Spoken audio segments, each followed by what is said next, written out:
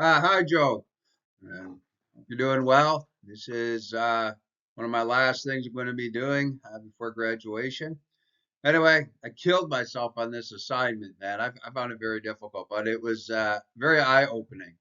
And what I'm going to be talking about is a foliar burn that occurred in one of our parks in a softball field and a baseball field. Just yellow grass everywhere after a fertilizer application in May of this year. And I have the soil test that was conducted after the um, the application, and I'll go through a little bit of that. It's on the screen now, and you can see what was it? Nitrogen was at a medium level. Um, but the test was only for nitrate. It wasn't for urea or ammonium, which was put in the May application. So, but they didn't test for it. So we might have put in too much nitrogen if nitrate alone is at medium. Um, the phosphorus, as you can see, was almost off the chart, very high. And the same with the sulfur was also very high. Um, Now, the uh, fertilizer that we put in was for nitrogen had urea, ammonium sulfate, and also monoammonium phosphate or MAP. So there was phosphorus in the ammonium sulfate um, or sulfur in it, and yeah, so we may have put in too much. It may have been toxicity levels, or the salts dried up the water in the soil or sucked up the water, and there wasn't enough for the plants. And hey, man, what I'm going to do is go through some pictures of the yellowing in the grass, just to give you a good idea of what happened and how bad this was. It'll be about 5, 6 slides to go through very quickly before I move on. Let's see. Okay, that's behind home plate. We had done that ourselves. That was totally bare.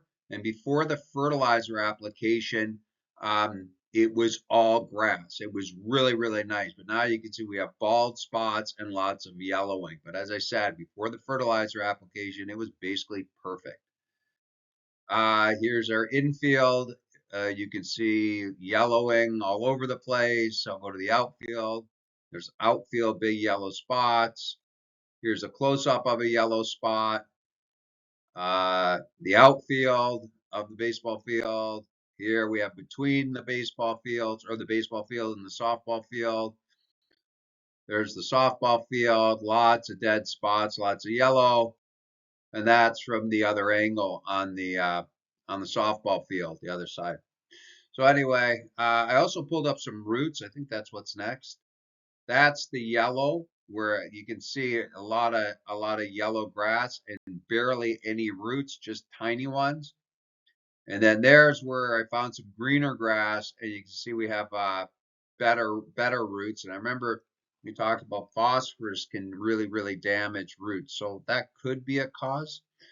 Um, oh, and one of the things I guess is very important is last September, so about 8 months before the May application, we had done an application of fertilizer that only had urea. It did not have the ammonium sulfate.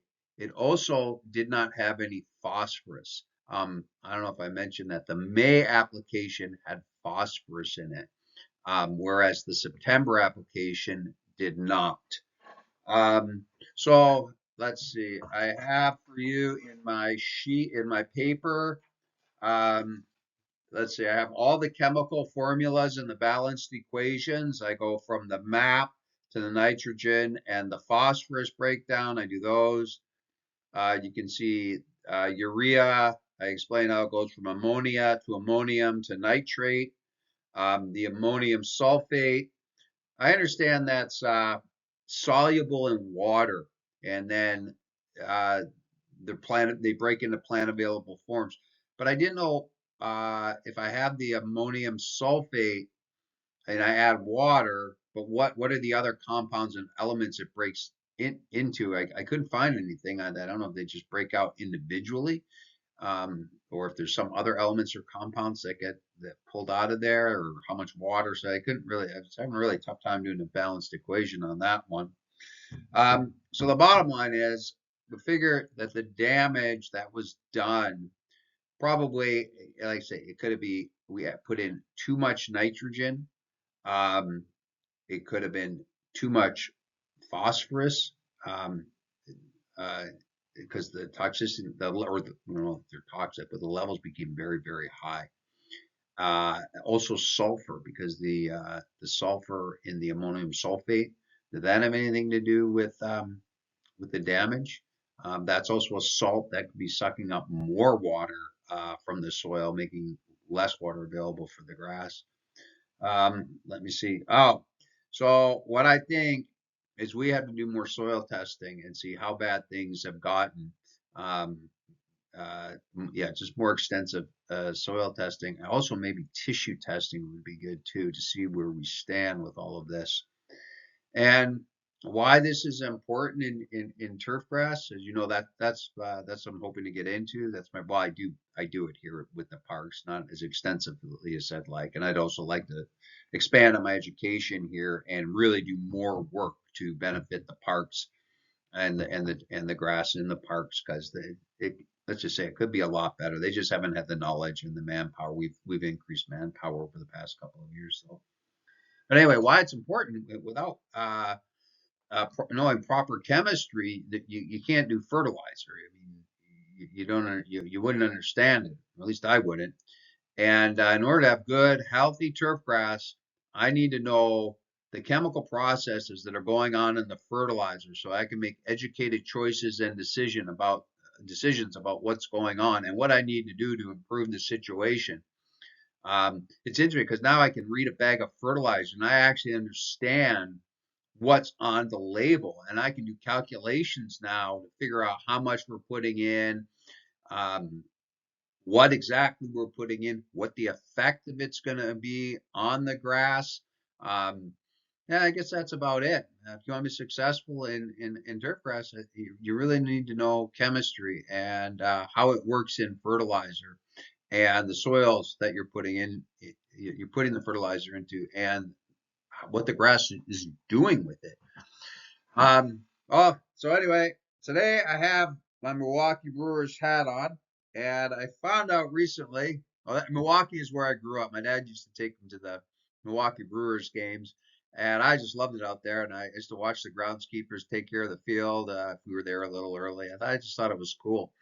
But so yeah, what I found out recently is that there's a Hall of Fame for groundskeepers, and the trophy is named after a Milwaukee Brewers groundskeeper from, I forget his name and from how long ago it was, but the trophy is named after a Milwaukee Brewer. So there you go.